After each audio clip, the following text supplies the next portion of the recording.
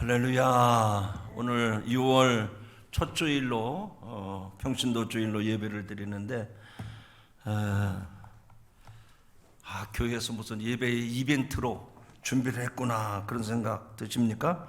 아닙니다. 온 성도들이 다 같이 하나님 앞에 드려지는 예배이기 때문에 그렇게 준비를 하고 했습니다. 오늘 이렇게 여러분들이 각 기관을 대표해서 기도하니까 저 기도가 더 좋다. 여러분 어떤 생각 들으셨어요? 아멘이에요? 그럼 다음 주부터 대표 기도 혼자 안 하고 한 5명씩 세워서 해야 될 것 같아. 너무 좋았습니다. 여러분들 이렇게 사회도 장로님이 보고 성경 묵도도 장로님이 하고 또 특별 찬양도 이렇게 좀 달리 하니까 느낌이 다르잖아요. 이게 그냥 되는 게 아닙니다. 어제 토요일 날 다 모여가지고 리허설을 다 했어요. 우리가 예배 드리는 거는 그냥 보기 위해서 예배 드리는 게 아닙니다. 해치우는 게 아니에요. 정말 우리 마음과 시간과 정성을 다 들여서 하나님이 기뻐하시는 예배가 되도록 그렇게 준비하고 하는 겁니다. 앞으로도 이런 예배를 자주 드릴 수 있도록 하겠습니다. 오늘 하나님이 허락하신 말씀의 제목은 한번 따라합시다. 우리는 그들과 달라야 합니다. 평신도 주일, 이 말씀을 여러분들이 가볍게 들으시면 안 됩니다. 하나님은 우리들이 평신도인데 우리들에게도 귀한 책임과 사명을 주셨구나. 그래서 오늘 예배처럼 우리도 예배의 주체가 되어서 모든 성도들이 한 마음이 되어서 하나님이 기뻐하시는 예배를 드리도록 해야 됩니다. 이제 다음에는 여러분들 중에 한 분 나오셔서 또 기도하고 이렇게 사회를 보고 그렇게 하도록 하겠습니다. 이 평신도 주일은 한국에 많은 개신교회들이 있는데 그 중에 우리 감리교회만 평신도 주일을 지킵니다. 1979년 총회 결의에 의해서 평신도 주일을 지키고 있는데요. 이 평신도라는 말은 히라보로 라오스라고 얘기합니다. 달리 말하면 하나님의 백성이라는 뜻입니다. 구약에서는 제사장과 백성의 두 계급이 존재되어 왔습니다.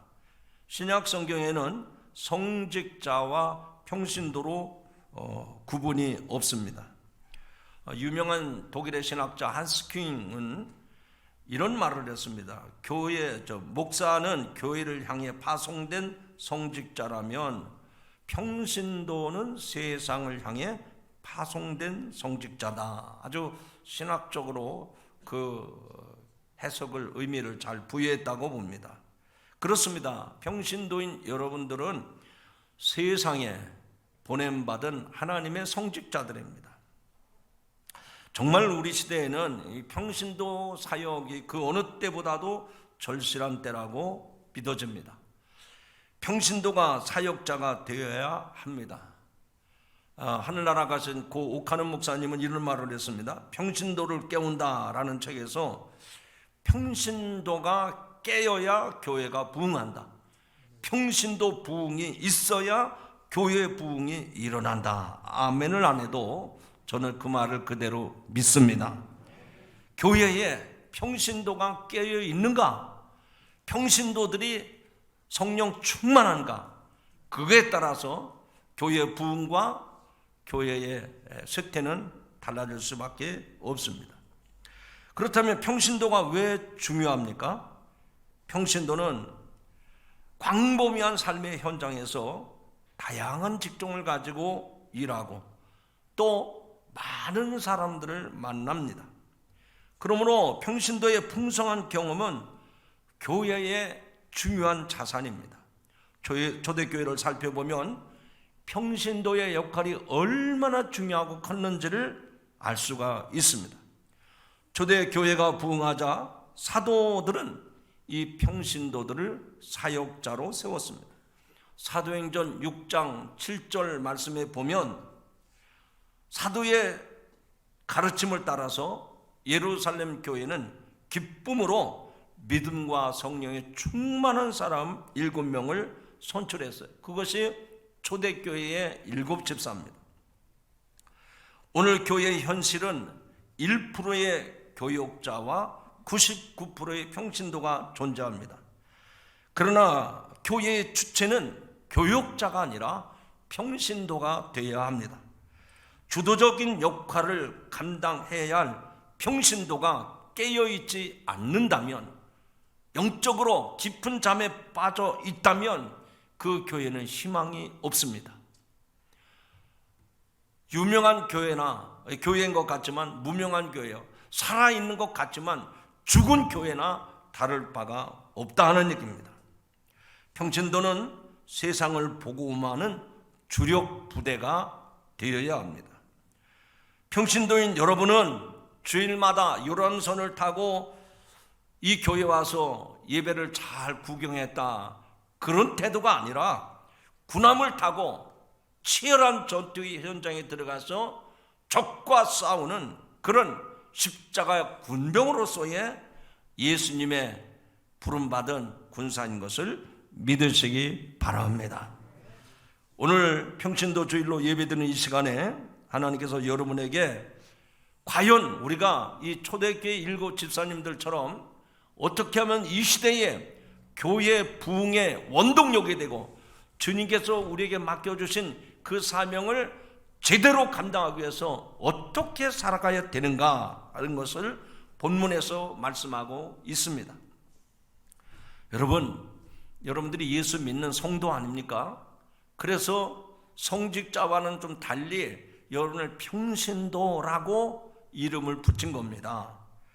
여러분이 예수 믿는 성도라면 세상 믿지 않는 사람들과는 확연하게 달라야 됩니다.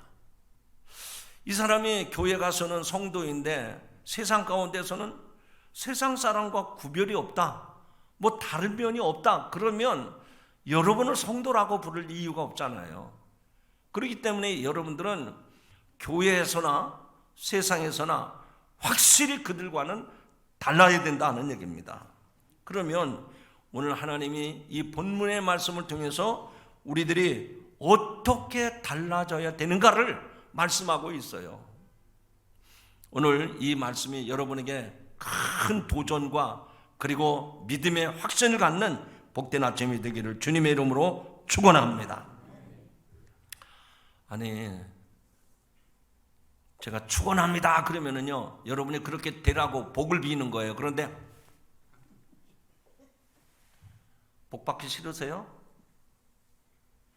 하나님의 대원자로서 저는 여러분에게 복을 빌어야 될 책임이 있고 사명이 있는 사람이에요. 그런데 축원합니다 그래도 말똥말똥 트고 뭐가 불편한지 그러면 안 돼요.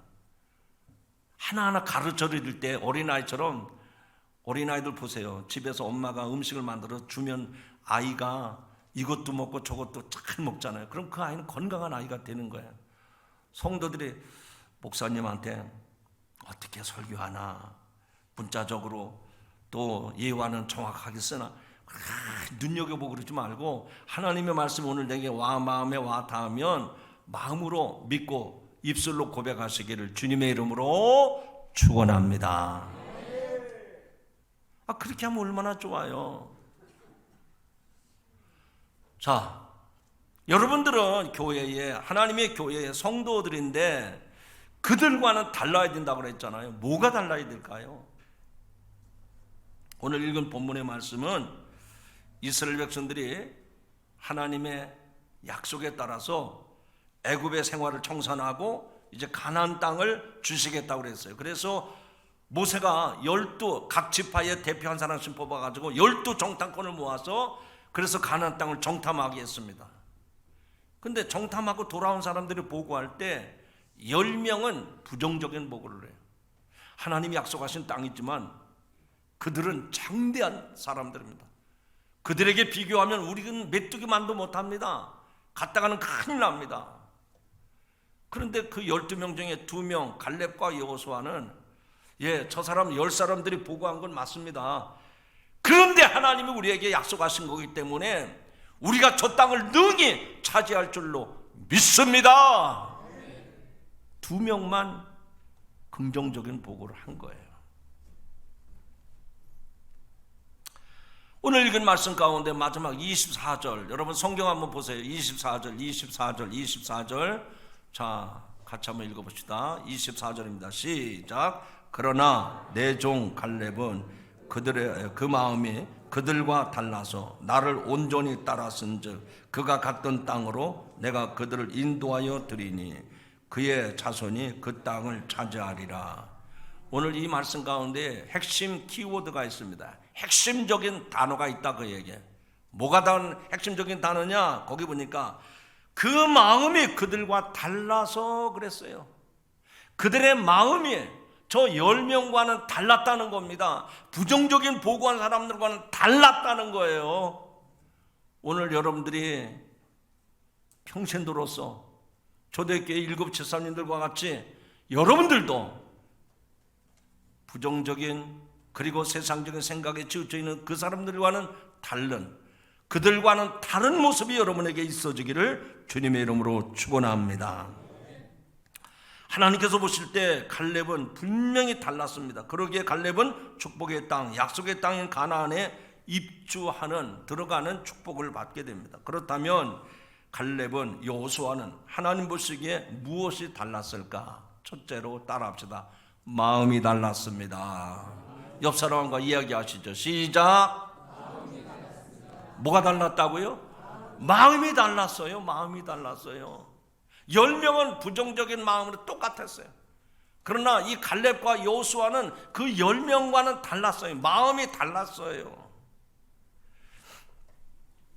우산장수 그리고 집신장수하는 아들을 가진 어머니의 이야기, 여러분이 아마 아실 거예요. 이 어머니는 비가 오면 집신장수 아들의 장사를 걱정합니다. 비 오는데 집신이 팔릴까? 반대로 날씨가 좋을 때는 우산장수하는 아들이 걱정이 되는 거예요. 아니, 비가 와야 우산이 팔리지, 이렇게 날이 좋으면 우산이 팔리겠나? 그래서 비가 와도 걱정, 날이 좋아도 걱정, 매일같이 근심 걱정해서 하는 거예요. 마음이 편할 날이 없었습니다. 그런데 어느 날부터 이 어머니는 그의 생각을 바꿨어요. 어떻게 바꿨을까요? 비가 오면 야, 우산 장사하는 한 오늘 장사 잘 되겠다, 그렇게 좋아했습니다. 그리고 날씨가 좋으면 오늘은 집신이 잘 팔리겠구나, 그렇게 또 생각을 바꾸고 마음으로 즐거워하게 되었습니다. 이렇게 생각을 바꿨더니 그의 삶에 변화가 왔습니다. 삶이 달라진 거예요. 여러분, 여러분의 마음은 어디에 있습니까? 오늘 24절에 보니까 내 종 갈렙은 그들의 마음이 그들과 달라서 라고 말씀을 합니다. 여기서 마음이라고 하는 것은 히브리어로 루와 흐, 즉 영을 말하는 겁니다. 바꿔 말하면 우리는 살아있는 존재 아닙니까? 근데 죽은 사람은 영이 떠나는 거예요. 몸에서 영이 나가버리는 거예요. 그래서 살아있는 사람들 가운데는 하나님의 영이 들어와 있는 거예요. 영이. 갈렙은 영이 저 10명의 부정적인 보고를 한 사람들과는 그 영적으로 영이 달랐습니다. 그 마음이 달랐습니다. 그래서 10명의 정탐꾼은 이스라엘 백성들의 믿음 없는 선택을 했음에도 불구하고 갈렙은 그들과는 달리 담대한 마음을 갖게 됐던 겁니다. 모든 사람들이 부정적인 주장을 할 때에도 갈렙과 여호수아는 그거는 사실이지만, 그게 팩트지만, 그러나 하나님이 약속하셨기 때문에 그 땅을 능히 차지할 수 있습니다. 여러분에게도 이런 마음이 있어지기를 주님의 이름으로 축원합니다. 축원합니다. 축원합니다. 세상은요, 믿지 않는 사람들도 마음먹기에 달랐다고 얘기를 합니다. 그런데 믿는 사람이 부정적인 생각으로 가득 차 있어요. 해봤자 소용없어, 나도 해봤잖아, 괜히 시간 낭비야, 돈만 낭비하는 거야. 이런 사람은요, 될 일도 안 돼요. 그런데 나는 돈도 없어요, 나는 능력도 안 돼요, 내가 수고를 해봤지만 많은 실패가 있었어요. 그러나 나는 부족하지만 하나님이 나를 도우시기 때문에 하나님의 도우심으로 나는 일어설 수 있습니다. 살아날 수 있습니다. 기적을 경험할 수 있습니다. 얼마든지 가능합니다. 이것이 신앙인의 마음이요, 믿음인 것입니다. 오늘 갈렙은 하나님의 약속을 믿고 그 약속의 이루어짐을 확신하는 마음이 10명과는 달랐던 거예요. 그러므로 하나님을 아는 것은 머리가 아닙니다. 지식이 아닙니다. 경험이 아닙니다. 실제로 내가 하나님의 마음으로 가득 차 있을 때 힘들고 어렵고 부정적인 것이 변하여 하나님의 선하고 복된 역사가 이루어짐을 믿으시기 주님의 이름으로 축원합니다. 오늘 지금 이렇게 설교 듣는 자리에서는 지금 여러분들이 다 아멘 그래요, 그렇습니다, 나도 그것을 믿습니다. 그리고 문 열고 나가자가 길거리 가는데 벌써 마귀가 여러분의 마음속에 부정적인 생각을 딱 들어줍니다. 아, 그거는 목사님이니까 그렇게 설교했지, 내가 살아가는 세상은 봐봐, 힘들잖아, 고생이 뻔히 보이잖아. 여러분, 땅에 떨어진 씨앗이 새가 와서 주워 먹지 않도록 여러분의 마음을 잘 간수하기를 주님의 이름으로 축원합니다.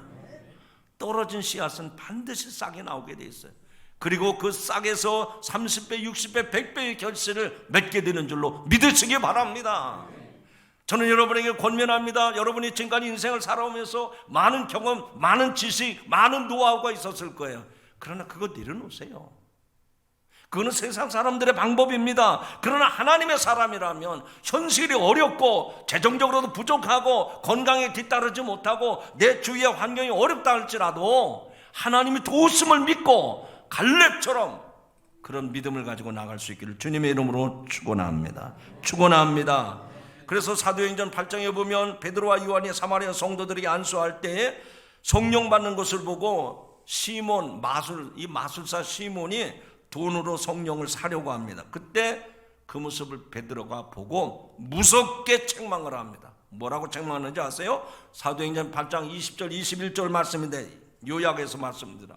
베드로가 그 시몬을 향해서 말합니다. 네가 하나님 앞에서 네 마음이 바르지 못하니, 하나님의 은사를 성령으로 살려 돈으로 살려고 그래? 그거는 내 마음이 잘못됐다는 거예요. 내 마음이. 여러분, 예수 믿으면서도요, 마음이 하나님께로 정해져 있어야지 자꾸만 마귀가 주고 세상 사람들이 얘기하는 거기에 끌려가면은요, 사도 베드로가 책망했던 것처럼 하나님이 저와 여러분에게 내 믿음이, 내 마음이 잘못됐다고 말씀을 하시는 거예요. 우리가 예수 그리스도를 주로 고백하지 않습니까? 하나님을 나의 아버지로 고백하지 않습니까? 그렇다면 의심하지 말아야죠. 육신의 아버지도 자식이 원하는 걸 다 해주려고 애를 쓰지 않습니까? 능치 못함이 없으신 하나님이신데 하나님에게 매달리고 하나님 앞에 기도하지는 아니하고 자꾸만 세상적인 방법으로 찾아가려고 그러니까 안 되는 거예요. 여러분, 저는 여러분들의 삶 속에서 이것이 실제가 되기를 주님의 이름으로 축원합니다. 아멘을 또 안 하시네. 이 믿음이, 이런 마음이 여러분의 삶의 실제가 되기를 주님의 이름으로 축원합니다. 제가 실제로 있었던 얘기 하나 할게요. 주택 방수공사 다 끝나고 이제 데크 작업 끝나면은요, 그 주택 앞에 그 뜰에다가 파라솔 하나 놓으려고, 파라솔 우산 같은 거 아시잖아요. 파라솔 하나 놓으려고 그거 어디 싸게 살 수 없나? 그리고 인터넷을 검색해 보는데 우리가 사는 이 동네에 저 광명역에 큰 마트가 하나 있잖아요. 거기 가봤더니 아주 가성비라고 그러죠. 가격 대비 성능이 아주 좋은 게 있어요. 그래서 그걸 사려고 이거 공사가 끝나면 저거 하나 사놔야 되겠다 그랬는데 보니까 할인을 20만 원을 해주는데 날짜가 5월 31일까지예요. 그래서 이거 어떻게 하면 좋나?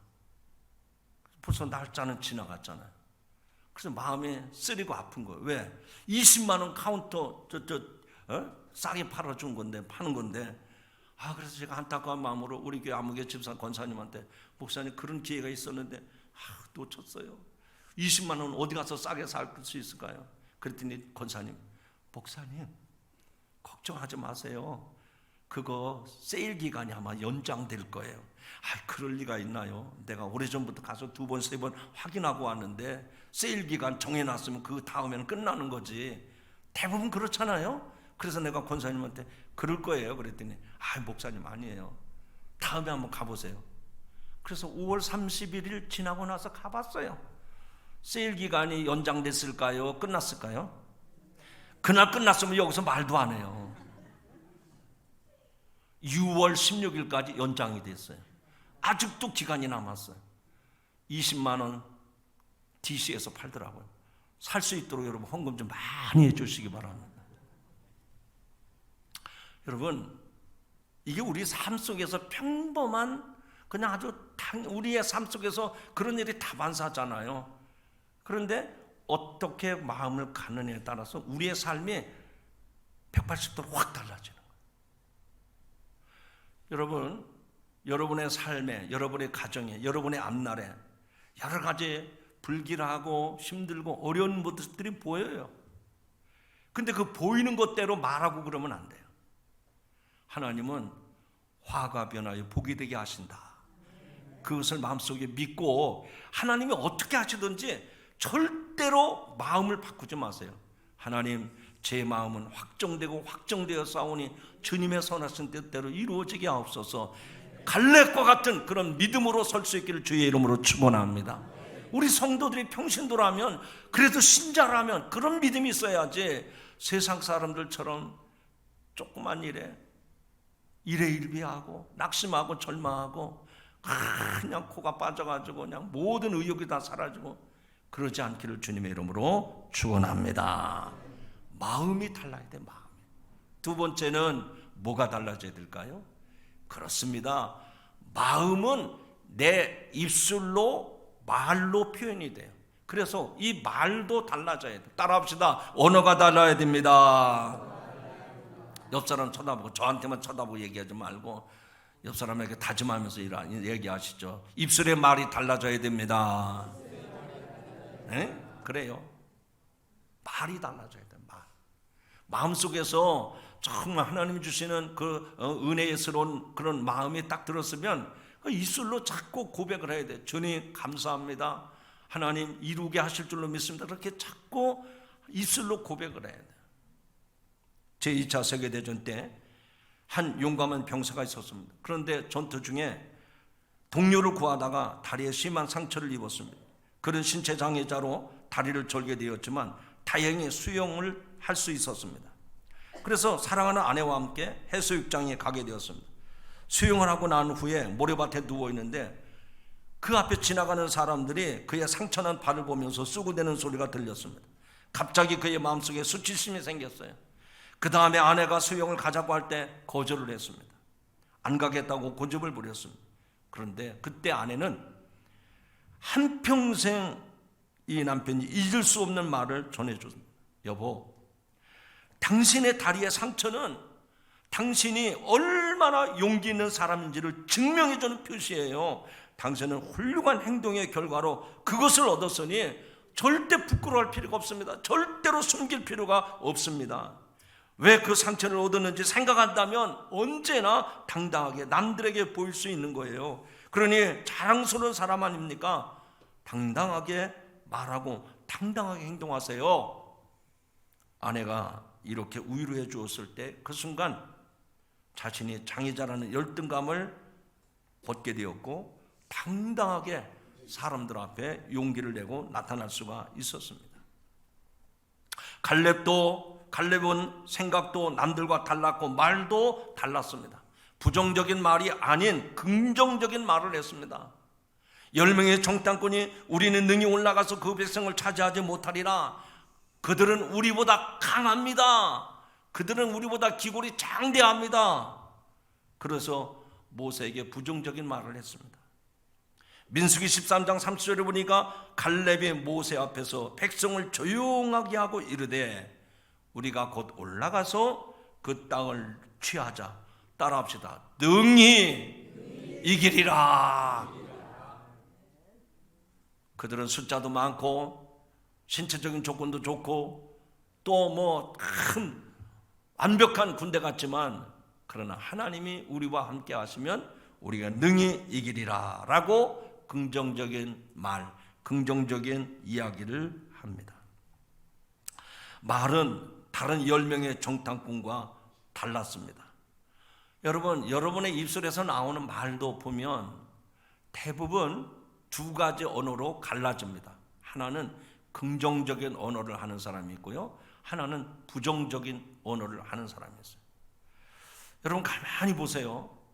저도 이 청소년 시절에 이 교회에서 이 청소년들이 같이 어울려 이렇게 생활을 하는데, 여학생들이요, 그 새침대기처럼 그 말을 예쁘게 하더라고요. 뭘 이렇게 같이 어울려서 학생회 활동을 하고 막 그러잖아요. 그러면 싫어. 근데 그게 이쁘게 보이는 거예요. 그리고 또 뭘 한참 하는, 짜증나. 그래도 그게 이쁘게 보이더라고요. 왜냐면 청소년 시절이니까 감수성 예민하잖아요. 짜증나, 싫어, 골치 아프네. 근데 그런 말을 내가 그냥 예사롭게 들었는데 그게 은연중에 제 마음속에 자리 잡고 있는 거예요. 그래서 무슨 일을 하다가도 조금 기분이 언짢으면 짜증나네, 골치 아픈데, 싫어. 여러분, 여러분들의 입술의 말 가운데 이런 말은 없습니까? 곤란하니까 대답을 안 하시네. 여러분, 우리의 하루의 생활 속에서 이런 말들이 얼마나 많이 나오는지 보세요. 됩니다, 합시다, 아멘 안 해도 좀 끝까지 합니다, 얼마든지 가능합니다, 주님이 도우시면 됩니다, 할렐루야. 나는 부족하고 연약해도 하나님이 도우시면 된다고 하는 이 믿음을 고백이 필요한 거예요. 오늘 여호수아는 그런 고백을 하고 있는 겁니다. 10명이 다 부정적인 목을 했지만 여호수아와 칼렙은 됩니다, 우리가 능히 이길 수 있습니다, 우리가 능히 차지할 수 있습니다. 여러분, 그런 성도가 되기를 주님의 이름으로 축원합니다. 제가 지난 주간에 건강검진, 저희 내외가 가서 여의도에 가서 검진을 받고 왔어요. 그런데 이번에는 좀 특별한 검사를 좀 해야 되겠다 싶어서 그 항목을 선택을 해서 했더니 따라오라 그래요. 그래서 그 사무실 안으로 들어가서 쭉 골목으로 따라갔더니 여기에 올라서서 저 안으로 들어가세요. 그리고 봤더니 큰 기계 속으로 저를 이렇게 뉘어놓더니 내 몸에 뭐가 기계가 빙글빙글 삑삑삑삑 소리 나면서 막 돌아가는, 조금 겁이 나더라고요. 근데 그렇게 해야 된대요, 검사를. 아마 뇌 CT 찍고 또 뭐 좀 장기 쪽에 뭐 CT를 찍은 것 같아요. 근데 그때 딱 떠오르는 생각이 있었어요. 제 머릿속에 딱 떠오르는 얘기가 있어요. 그곳에서 일하시는 분이 우리 문관식 장로님이신데 그 회사의 대표 아닙니까? 근데 목사님, 이 엄청난 비용을 들여서 이 빌딩을 임대를 했는데 그 CT 찍는 기계가 엘리베이터로 들어갈 수가 없어요. 이 창문을 뜯어야 된다는데 새로 지은 이 IFC 빌딩에서 그것을 허락해 주지 않습니다. 어떡하죠? 근데 장로님은 새벽마다 와서 기도하면서, 하나님, 이 빌딩을 임대했는데 이 기계가 들어가지 못한다면 어떻게 검진할 수 있겠습니까? 한참 기도하더니, 목사님, 그 유리창, 건물의 외벽에 있는 그 유리창을 다 뜯어내고 그것을 기계를 들어 보냈습니다. 할렐루야. 여러분, 저건 우습게 보지 마세요. 여러분이 만약 그 회사의 CEO, 대표라면 어떻게 하겠습니까? 안 됩니다. 이 건물에는 그런 유리창을 다 빼내고 그렇게 건물 기계 못 들어갑니다. 그러면 거기에 그 회사를 세울 수 없는 거예요. 그 검진센터를 넣을 수가 없는 거예요. 아마 여러분 이번 주간에도 아니면 이번 달에도 여러분에게 그런 난관이 있을 거예요. 인간관계가 얽혔다든지 어떤 사람 어떤 거래 문제라든지 여러 가지 문제들이 있을 거예요. 안 된다는데, 못 한다는데. 그래요.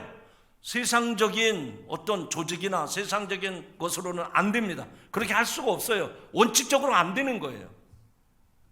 그러나 하나님은 안 되는 것을 되게 하시는 분이심을 믿으시기 바랍니다. 그 믿음을 가져야 돼요. 그래서 우리 마음속에 그들과는 달라야 되고요, 이 입술로 내가 고백을 한 대로 기도한 대로 그렇게 실제로 살아가는 겁니다. 따라합시다. 믿음은 실제가 되어야 됩니다. 주여 믿습니다. 이런 소리 100번 1000번 해도 소용없어요. 실제로 내가 입술로 고백한 대로 실제로 살아갈 수 있어야 됩니다. 여러분, 그들과 달라야 되는 것 첫 번째는 앞서서 뭐라고 말씀드렸습니까? 마음이 달라야 돼요. 두 번째는 이 마음에서 나오는 말, 이 언어가 달라져야 돼요. 세 번째로는 따라합시다. 순종이 달라야 합니다. 뭐가 달라야 된다고요? 전에는 순종이 안 됐어요. 하려고 해도 상황과 여건 그리고 형편이 되질 않았어요. 순종할래야 할 수가 없었어요. 그런데 하나님 말씀 듣고 성경의 순종의 역사들을 보니까 이렇게 순종을 안 할 수가 없는 거예요. 따라합시다. 이해가 안 돼도 순종합시다. 유익이 없어도 순종합시다. 손해를 봐도 순종합시다. 여러분들 11조 왜 드립니까? 여러분의 수입의 11조를 생활비로 쓴다면, 여러분의 문화생활에 쓴다면 얼마나 유익하겠어요? 근데 그 아까운 돈을 왜 드리냐 말이죠. 이건 순종하는 마음으로 드리는 거예요. 순종하는 마음. 모든 것이 다 하나님의 것입니다. 그래서 이것도 하나님의 것이기 때문에 드립니다. 그러면 하나님이요, 그 경제생활을 축복해 줘요. 여러분이 적금을 붓고 별 일을 다 해도요, 그거 허사예요. 오늘 이 말씀을 들으시면서 나는 하나님의 말씀에 순종하고 있는가 아니면 적당히 하는가 생각해 보십시오. 이 중에서 나는 불순종합니다, 그럴 사람 한 분도 안 계실 거예요. 그러나 진짜 순종을 하는지 아니면 적당히 하는지를 생각해 보시라는 말입니다. 세계 여러 선교기관 가운데 위클리프 성경 번역회라는 기관이 있습니다. 그들은 남미의 부족국가에 들어가서 글이 없는 곳에서 언어를 만들어주고 그 언어로 성경을 번역합니다. 이 선교의 선교사 한 사람이 남미의 한 마을에 들어가서 성경을 번역하다가 그 마을의 언어 가운데 순종이라는 단어를 어떻게 번역할 것인가 고민하게 되었습니다. 그러던 어느 날 그 마을의 어떤 아버지가 아들에게 심부름을 시키는 장면이 눈에 띄었습니다. 그 일을 꼭 해야만 된다고 강조하고 있었습니다. 아버지는 내 모든 마음으로 꼭 그 일을 해야 한다고 이야기합니다. 내 마음이 갈라지면 안 된다, 그 내 마음이 흐트러지면 안 된다라고 강조를 하는 겁니다. 그래서 선교사는 그 아버지의 그 간절한 모습을 보고 순종이라고 하는 것은 마음이 갈라지지 아니하고 마음이 나뉘어지지 아니하고 집중하는 거로구나, 온 마음으로 하는 거구나. 순종이 뭐라고요? 온 마음으로 하는 거예요. 집중해서 하는 겁니다. 대충 설렁설렁 하는 게 순종이 아니에요. 여러분은 주님을 온 마음으로 절대적으로 쫓고 따르고 있습니까? 온 마음으로 주님을 따르고 섬길 수 있기를 주님의 이름으로 축원합니다. 오늘 마지막 24절의 말씀에 내 종 갈렙은 그 마음이 그들과 달라서 나를 온전히 따랐은즉, 온전이라는 말은 히브리어로 말레라는 표현을 하는데 만족시킨다, 그리고 고갈을 해갈시킨다라는 의미로 순종이 쓰여졌습니다. 정말 내가 하는 이 순종이 하나님을 기쁘시게 하는 일, 하나님을 그냥 박장대소하게 웃도록 그렇게 하나님을 기쁘시게 할 수 있는 순종이 되기를 주님의 이름으로 축원합니다.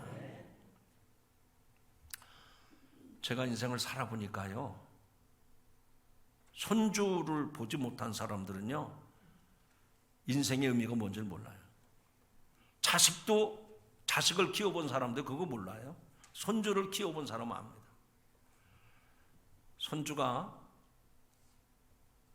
합의, 그리고서는 영상통화를 하면서 김혜엘 어린이 오늘 어린이집 다녀왔어요? 그러면 네 그럽니다. 오늘 엄마하고 예배 드렸어요? 네 그럽니다. 그게 이뻐서요, 매일 영상통화를 하는 거예요. 여러분, 그 아이가 뭘 알고 얘기를 하겠어요? 근데 물어보는 말에 정확하게 예스, 오늘 예배 드렸어요, 오늘 어린이집에 갔다 왔어요, 네, 대답을 해요. 그 마음이 부모에게는 할아버지에게는 기쁨이 되는 거예요. 성도 여러분, 여러분의 대답이, 여러분의 그 헌신이 주님을 기쁘시게 할 수 있는, 주님을 만족시킬 수 있는 그런 성도가 되기를 주님의 이름으로 축원합니다. 여러분이 순종했다고 했는데, 여러분이 열심히 했다고 했는데 하나님이 좀 이상하다, 난 곤란하다 이러시면 안 되잖아요. 주님이 보실 때, 우리 하나님이 보실 때 내가 흡족하다, 내가 만족한다, 내가 아주 영적인 기갈이 있었는데 너의 그 기도와 너의 그 헌신과 봉사를 보면서 내가 흡족하다, 그런 성도가 되기를 주님의 이름으로 축원합니다. 신명기사 1장 36절에 보면 갈렙은 온전히 여호와께 순종하였은즉, 하나님 앞에 어떻게 순종했다고요? 온전히 순종했다고 했어요. 온전히. 그는 그것을 볼 것이요, 뭐를 본다는 얘기입니까? 가나안 땅을 차지한다는 거예요. 그가 밟은 땅을 내가 그와 그의 자손에게 주리라 라고 말씀을 합니다. 여러분, 여호수아는, 그리고 갈렙은 하나님을 온전히 신뢰했어요. 온전히 신뢰했어요. 하나님이 함께 하시면 능히 차지할 수 있습니다. 이것이 갈렙의 마음이었고, 갈렙의 고백이었고, 갈렙의 신앙적인 삶이었습니다. 이것이 가나안 정복의 첫 발걸음을 띄게 했던 거예요. 여러분, 이제 성경을 읽으시면서 또 설교를 들으시면서 이스라엘 백성들이 애굽에서 종살이 하다가 가나안 땅, 하나님이 약속하신 젖과 꿀이 흐르는 땅을 차지했다, 들어갔다, 이거는 문자적으로 우리는 정확하게 알 수 있어요. 왜? 여기를 떠나서 여기로 갔다 그러니까. 근데 현장에 가보면은요, 여기를 떠나고 여기에 들어갔다는 것이 얼마나 감격스러운지 모릅니다. 그래서 성지순례가 필요한 거예요. 제가 첫 번 성지순례 갔을 때 애굽 땅을 갔습니다. 여기서 장장 20몇 시간을 비행기 타고 이집트 카이로에 도착을 해서 한숨도 자지 못하고 계속 낮에 투어를 해서 밤 12시 지나서 시내산 밑에 숙소에 들어갔다가 거기서 2시 반에 일어나가지고 시내산에 올라갔다가 또 자지 못하고 바로 그 시나이 반도를 지나서 에집트 땅을 떠나가지고 바로 이스라엘 땅으로 들어가는데요, 어쩌면 그렇게 다릅니까? 지금까지 있던 그 애굽 땅과 하나님이 약속해 주신 그 가나안 땅은요, 천국과 지옥, 얼마나 차이가 다른지. 여러분, 제가 왜 이런 말씀드리죠? 여러분도 가보지 않고는 그걸 모른다니까요. 그 말은 무슨 얘기인가 하니, 여러분이 갈렙과 여호수아처럼 그렇게 순종했을 때 순종의 축복을 받은 사람은요, 놀랍구나, 이게 꿈이야 생시야 이러면서 너무나 당황스럽고 너무나도 놀랍고 감당이 안 되는 거예요. 감당이. 그런데 그 순종의 역사가 없어가지고 남이 그렇게 했다, 그런 그 얘기만 들으면 그런 일이 있겠지, 뭐 우연이고 뭐 어쩌다 보면 그런 일도 있지, 이렇게 치부해 버리는 거예요. 그러나 하나님의 놀라운 기적을 경험한 사람들은요, 이야, 하나님이 살아계시구나, 하나님의 약속의 말씀은 땅에 하나도 떨어지지 않고 그대로 이루어지는구나, 그래서 감격해서 그 삶에 헌신하게 되고 봉사하고 충성하게 되는 줄로 믿습니다. 여러분, 여러분의 신앙생활에 지금 열정은 어느 정도입니까? 꺼져가는 불꽃처럼 지금 꺼질락 말락 하고 있지 않습니까? 믿음의 심지를 다시 꽂으시기 바랍니다. 그러면 믿음의 불꽃은 타오르게 되고 그 주변에 어둡게 깔려있던 죄악의 그림자는 한순간에 사라지고 온 우리의 하나님의 진리의 빛이 우리의 삶을 영화롭게 거룩하게 만들어갈 줄로 믿습니다. 이제 말씀 정리합니다. 오늘 여호수아와 갈렙이 이제 가나안 땅을 정탐하고 왔을 때 10명은 부정적인 보고를 해서 못 들어갑니다, 가면 죽습니다, 그건 안 됩니다, 그렇게 부정적인 보고를 했지만 갈렙과 여호수아는 그건 사실이지만 그러나 하나님이 우리와 함께 하시면 우리가 능히 그 땅을 차지할 수 있습니다. 이렇게 긍정적인 보고를 했잖아요. 그래서 갈렙은 그들과는 달랐다고 그랬습니다. 뭐가 달라야 됩니까? 첫째, 마음이 달라야 돼요. 두 번째, 입술의 말이 달라야 돼요. 실제로 세 번째는 순종하는 거, 순종. 말로만 순종이 아니라 실제로 순종하는 거예요. 그래서 여러분들이 오늘 이 평신도주의를 맞이해서 내 믿음은 마음이 달라지고 있는가? 내 입술의 언어가 지금 달라지고 있는가? 아니면 하나님의 말씀에 내가 100% 순종하고 있는가? 점검하고 여호수아와 갈렙처럼 하나님이 약속하신 그 축복의 삶을 살아가는 복된 성도가 되기를 주의 이름으로 축원합니다. 하나님 감사합니다. 오늘 평신도주의를 맞이해서 여호수아와 갈렙을 축복하신 하나님을 보았습니다. 그들은 마음이 달랐습니다. 입술의 말이 달랐습니다. 그리고 실제로 믿음에 순종을 했습니다. 주여, 우리들도 여호수아와 갈렙같이 하나님 약속하신 것을 믿고 우리의 마음을 다르게 하여 주시옵소서. 우리의 입술의 언어가 달라지게 하여 주옵소서. 믿음이 실제가 되게 하여 주옵소서. 예수님의 이름으로 감사하며 기도하옵나이다. 아멘.